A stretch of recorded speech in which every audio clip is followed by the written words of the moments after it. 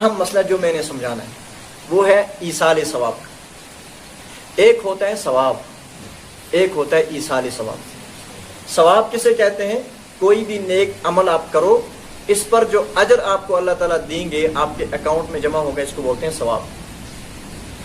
ایک ہوتا ہے ایصال ثواب، یہی جو اجر و ثواب آپ کو کسی بھی نیک عمل پہ ملا ہے یا آپ کے اکاؤنٹ میں، آپ کے نام اعمال میں جمع ہوا ہے، یہ ثواب اپنا آپ اپنی مرضی سے اللہ کی رضا کے لیے کسی اور کو بخش دیں، خدا ہے میرا ثواب اس کو دے دے۔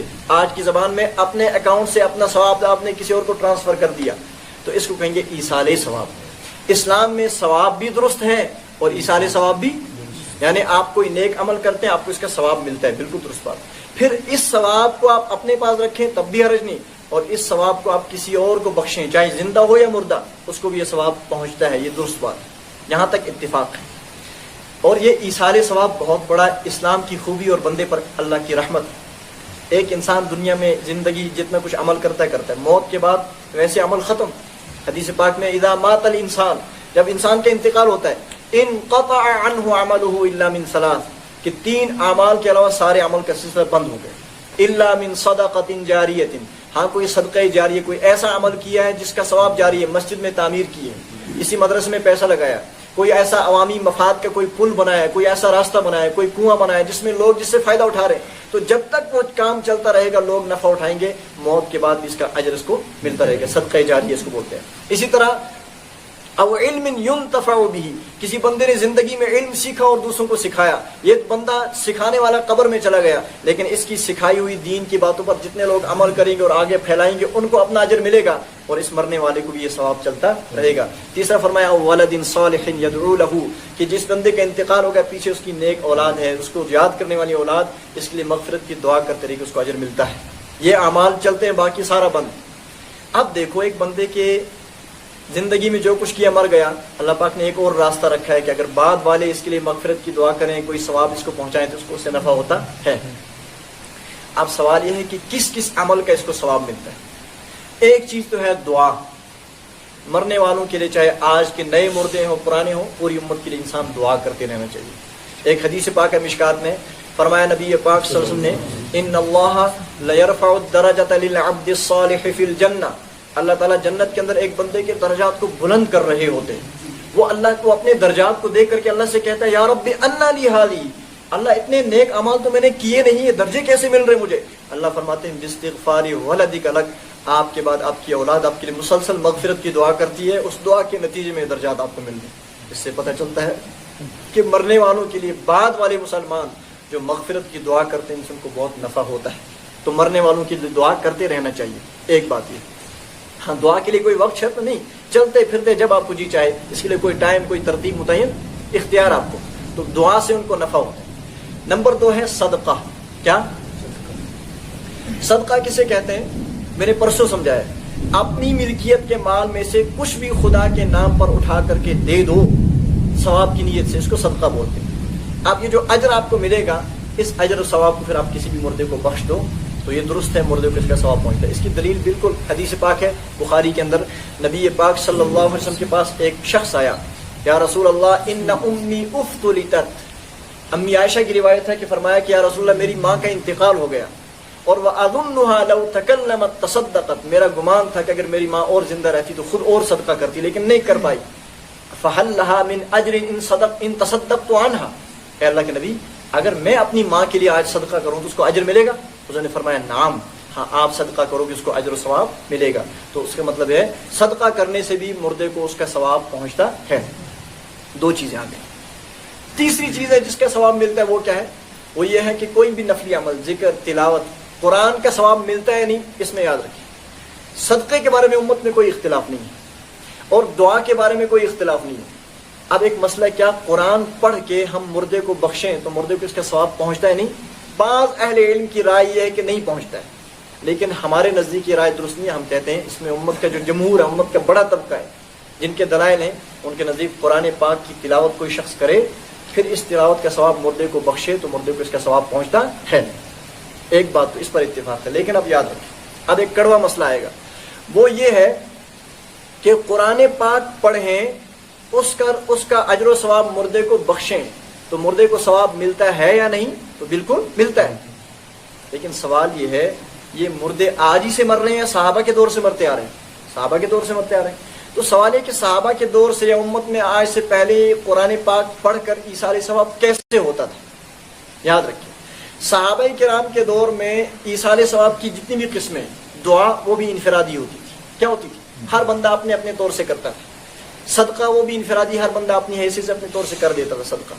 اور قرآن اگر کوئی پڑھتا تو وہ بھی اپنی مرضی سے، اپنے حیثیت سے، اپنے اعتبار سے اٹھا کر کے پڑھ کے مردے کو بخش دے. اجتماعی طور پہ کوئی پروگرام ہوتا نہیں تھا. اس لیے یاد رکھیں ہم شریعت کے مسائل کو صاف صاف بیان کرتے ہیں، اگرچہ معاشرے میں یہ چیزیں اس سے ہٹ کریں. قرآن پاک پڑھ کر مردے کو ثواب بخشنا درست ہے، مردے کو ثواب پہنچتا ہے، لیکن باقاعدہ یہ پڑھے کیسے؟ انفرادی پڑھو. اب کوئی بندہ کہے گا ہمیں قرآن پڑھنا نہیں آتا، سورہ فاتحہ ہر مسلمان کو یاد ہے، قل هو اللہ ہر مسلمان کو یاد ہے. کیا سورہ فاتحہ کو آپ کم سمجھتے ہیں؟ قل هو اللہ ایک سورت کو آپ کم سمجھتے ہیں؟ قرآن پاک کا ایک حرف کوئی پڑھتا ہے، الف لام میم 3 حرف 30 نیکی اس پر ملتی ہے.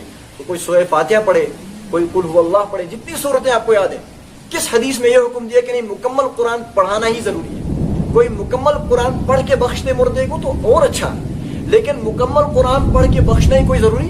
جتنا بھی کوئی پڑھ لے بہرحال اس کا نفع اس کو پہنچے گا. لیکن یاد رکھیں لیکن یہ قرآن پڑھ کے بخشنا یہ انفرادی عمل کیا ہے؟ ہر بندہ جس کے گھر میں انتقال ہو گیا، اس کے بیٹے، اس کا باپ، اس کی اس طرح اور جو کچھ بھی ہوں گے، اس کے بہنیں ہوں گی، بیوی ہوگی، بچے ہوں گے، پڑوسی رشتہ دار، انفرادی طور پر ہر بندہ اپنی اپنی جگہ قرآن پڑھ کے اس کو بخش دے، اس کو اجر ملتا ہے. رہی بات اجتماعی قرآن خوانی، ایک ہے قرآن پڑھنا، اس پر کوئی اختلاف، ایک ہے اجتماعی قرآن خوانی. اجتماعی کا مطلب یہ ہے کہ جیسے ہمارے معاشرے میں چل رہا ہے، انتقال ہو گیا، بلاؤ فلاں مولوی صاحب کو، بلاؤ فلاں صاحب کو، 10-15 بندوں کو جمع کرنا ہم نے، پھر ان کو اپنے گھر میں اکٹھا کر کے اب وہ قرآن پڑھ کے بخشیں گے.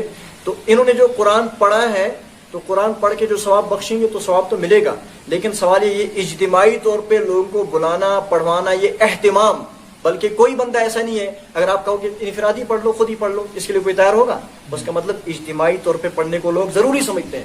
تو اجتماعی طور پہ قرآن پڑھنا اگر اتفاقاً ہو جائے، اتفاقاً کا مطلب ہم نماز پڑھ رہے تھے، اچانک پتہ چلا کہ فلاں کا انتقال ہو گیا، ہم نے کہا چلو یہ قرآن آپ کے ہاتھ میں پڑھ لیجئے، تھوڑا تھوڑا بخش دو، تو یہ اجتماع تو ہو گیا، اجتماعی طور پہ پڑھ لیے، لیکن یہ اجتماع اتفاقاً ہو گیا، کوئی اہتمام اس کا نہیں تھا، تو اس میں کوئی حرج نہیں ہے. ایسے کسی مدرسے میں بچے ہوتے ہیں صبح شام قرآن حفظ کر رہے ہو، آئے بچے قرآن پڑھنے، ان کو ہم نے اطلاع دے دی ہمارے والد صاحب کے انتقال ہو گئے، وہاں آپ قرآن پڑھتے ہیں، یہ قرآن اس ہفتے یا آج جو آپ نے پڑھا اس کے ثواب اس کو بخشتے ہیں. تو ان لوگوں نے وہاں پہ قرآن پڑھا ہے، حالانکہ وہ اجتماعی طور پہ سب ہوتے ہیں، انہوں نے اجتماعی طور پہ پڑھا ہے، لیکن وہ اجتماعی طور پہ جو قرآن پڑھا گیا وہ ہمارے مردے کے لیے، وہ تو اپنی تعلیم کے لیے اجتماعی طور پہ پڑھتے ہیں، تو اتفاقاً انہوں نے ہمارے لیے پھر بخش دیا. تو یہ اجتماع جو ہوا ہے یہ اصل مقصد اجتماع نہیں تھا، اتفاقاً ہوا ہے، اس میں بھی حرج نہیں ہے. لیکن باقاعدہ جو ہمارے ہاں ہمارے گھر میں بلاتے ہیں لوگوں کو، اجتماع کا اہتمام کرتے ہیں، بلکہ اگر ہم کہہ بھی دیں کسی کو، بلکہ ہمیں کچھ لوگ کہتے ہیں، یاد رکھیں مجھے بہت ساروں نے کہا کہ حضرت میرے والد صاحب کا انتقال ہوا، آپ قرآن پڑھنے آ جائیں. کب آ جائیں؟ دوسرے دن آ جائیں، تیسرے دن ہمارے گھر میں. کہتا ہوں ٹھیک ہے، قرآن پڑھنے ان کے لیے دعا بھی کروں گا، میں اپنے گھر میں ہوں کہیں بھی میں قرآن پڑھ کے ان کو بخشوں گا. کتنے حضرت وہیں آ جائیں. میں کہتا ہوں میں آپ کے گھر میں آؤں، آپ کے گھر آنے سے آپ کے مردے کو کوئی فائدہ ہونے والا؟ میں راستے میں بیٹھ کے پڑھوں تو میرے راستے میں بیٹھ کے پڑھنے سے مردے کو کوئی نقصان؟ مقصد ہے قرآن پڑھنا، میں کہیں سے بھی پڑھ سکتا ہوں. یہ گھر آنا ہی کیوں ضروری ہے؟ اس لیے جو اجتماعی طور پہ قرآن پڑھنے کو ضروری سمجھا جاتا ہے، تو میں نے شروع میں کہا اتفاقاً کوئی کام ہو جائے تو حرج نہیں ہوتا، لیکن اس کو ضروری سمجھ لیا جائے اور انفرادی کے لیے کوئی تیار، اسی کو بدعت کہتے ہیں. اس لیے اجتماعی قرآن خوانی کا جو اہتمام ہے یہ ہمارے نزدیک بدعت ہے. میری بات نہیں، بڑے علماء نے یہی لکھا ہے. تو لیکن یہ یاد رکھنا، اس بات کو غلط نہیں سمجھنا. کوئی یہ نہ باہر جا کے کہتے کہ مفتی صاحب نے کہا ہے کہ قرآن پڑھنا ہی بدعت نہیں. قرآن پڑھنا درست ہے، اس کا ثواب بھی مردے کو ملتا ہے. اور اگر اتفاقاً اجتماع ہو جائے، اصل تو انفرادی پڑھنا چاہیے، اتفاقاً اجتماعی طور پہ پڑھ لیا تو اس میں حرج نہیں ہے. لیکن اگر اجتماع کر لیا اہتمام کے ساتھ تو پھر یہ اہتمام اس کو ضروری سمجھنا اور اجتماعی طور پہ نہ پڑھنے والوں کو غلط سمجھنا، یہ سارا عمل پھر بدعت ہے. آپ اپنی طرف سے اس چیز کو شریعت میں ایڈ کر رہے ہیں. یہ تو ایک حد تک مسئلہ ہوا. اس سے بڑھ کر اور دوسری چیز ہے ایصال ثواب کے لیے، یعنی مردوں کو بخشنے کے لیے آپ چاہے قرآن پڑھائیں یا کلمات پڑھائیں، یہ خالص عبادت ہے. کیا ہے؟ اس خالص عبادت پر آپ چاہے پڑھنے والے کو نقد پیسہ دیں یا پڑھنے والے کو نقد نہ دیں، آپ کھلائیں پلائیں اس کو دعوت. اس موقع پر کھلانا بھی ناجائز اور کھانا بھی ناجائز اس موقع پر. نقد لینا بھی ناجائز، دینا بھی ناجائز، بلکہ علماء نے لکھا ہے نہ پڑھنے، اگر کھلا پلا کر نقد دے کر آپ نے مردے کو ثواب بخشانے کے لیے قرآن پڑھا ہے، نہ پڑھنے والے کو ثواب ملے گا نہ پڑھانے والے کو ثواب ملے گا، دونوں گناہ گار ہوں گے۔ یہ بات تمام علماء نے اپنی کتابوں میں لکھی ہے۔ یہ جو میں بات کر رہا ہوں کیا میری طرف سے ہے؟ یہ ہے تفسیر معارف القرآن، علامہ شفیع عثمانی، پاکستان کے بہت بڑے مفتی اعظم رہے، اور بہت ساری میں ساری کتابیں ساتھ نہیں لا سکا۔ دیکھیے اس میں انہوں نے مسئلہ آج سے بہت پہلے ذکر کر دیا ہے۔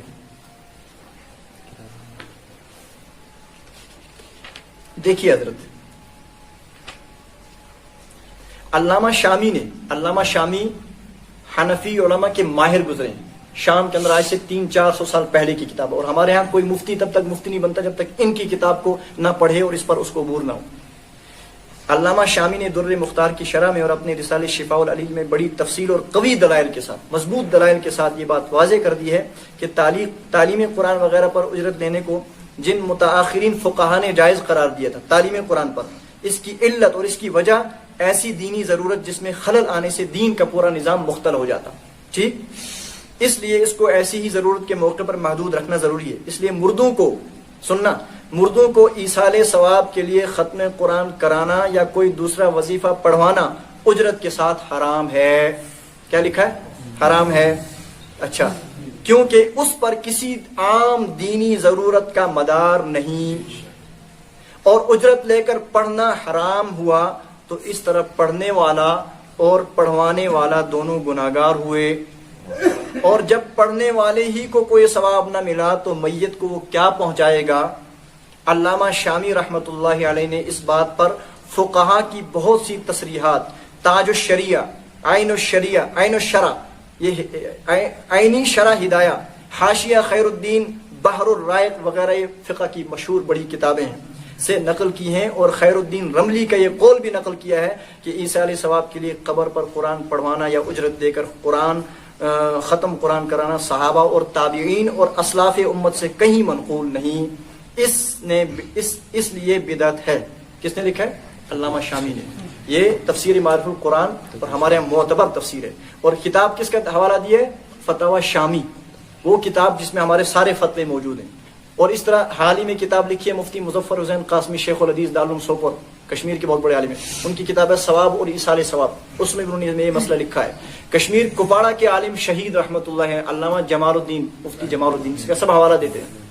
اور بعض وہ لوگ جو اس طرح کی کاموں میں ملوث ہوتے ہیں، چونکہ جمال الدین صاحب دنیا میں رہے نہیں، تو کہتے ہیں جمال الدین صاحب کہتے تھے فلاں فلاں کام جائز ہے، پتہ وہ قبر سے اٹھ کے تھوڑے صفائی دے گا، اس کے کھاتے ڈال دو، لیکن وہ کیسے ڈالیں گے؟ ان کی اپنی کتاب ہے، انہوں نے اپنی زندگی میں شہادت سے پہلے کتاب لکھی تھی،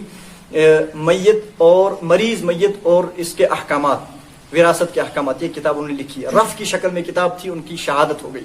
پھر ان کے رفیق تھے، ان کے ساتھی تھے مفتی فیض الوحید صاحب رحمۃ اللہ علیہ جموں والے، چند دن پہلے مفسر قرآن، جیل میں رہ کر قرآن کی گوجری زبان میں تفسیر لکھی ہے، ان کا انتقال، انہوں نے اس کتاب کو باقاعدہ پھر اس کو چھاپا ایڈ کیا، وہ آج ہمارے پاس موجود ہے، اس میں بھی مسئلہ لکھا ہوا ہے۔ تمام علماء کے اتفاق ہے ایصال ثواب، جہاں مردوں کو ثواب بخشنا مقصد ہے، وہاں چاہے آپ کلمات پڑھاؤ یا قرآن پڑھاؤ، اس پر اجرت لینا ناجائز، اس پر کھانا کھانا ناجائز، اور دونوں کو گناہ ملے گا، کوئی ثواب نہیں ملے گا۔ یہ مسئلہ امت کا اتفاقی ہے۔ یہ وہ مسائل ہیں جو امت کو بتانے چاہیے۔ اس پہ کوئی ناراض ہوتا تو خدا کے حوالے شریعت کے ہم غلام ہیں، ہم کسی بندے کے غلام۔ جہاں اللہ پاک نے جائز رکھا وہاں خوشی سے لو۔ ہم تبھی کہتے ہیں امامت پر پیسہ لینا امام کے لیے جائز، ہم کہتے ہیں امام کو 5 کیوں 15,000 دو، لیکن ہم کہتے ہیں جو بدعات ہیں، رسم چاروں وغیرہ، اس میں جانا ہے ناجائز تو امام کو پہلے رکنا چاہیے، اور اس طرح یہاں پہ پیسہ لینا ناجائز، امام کو پہلے رکنا چاہیے۔ اب اگر کوئی جاتا ہے تو غلط کرتا ہے، یہ شریعت ہے۔ اللہ تعالیٰ عمل کی توفیق عطا فرمائے۔ مزید تفصیل آئندہ انشاءاللہ، ٹائم کافی ہو گیا۔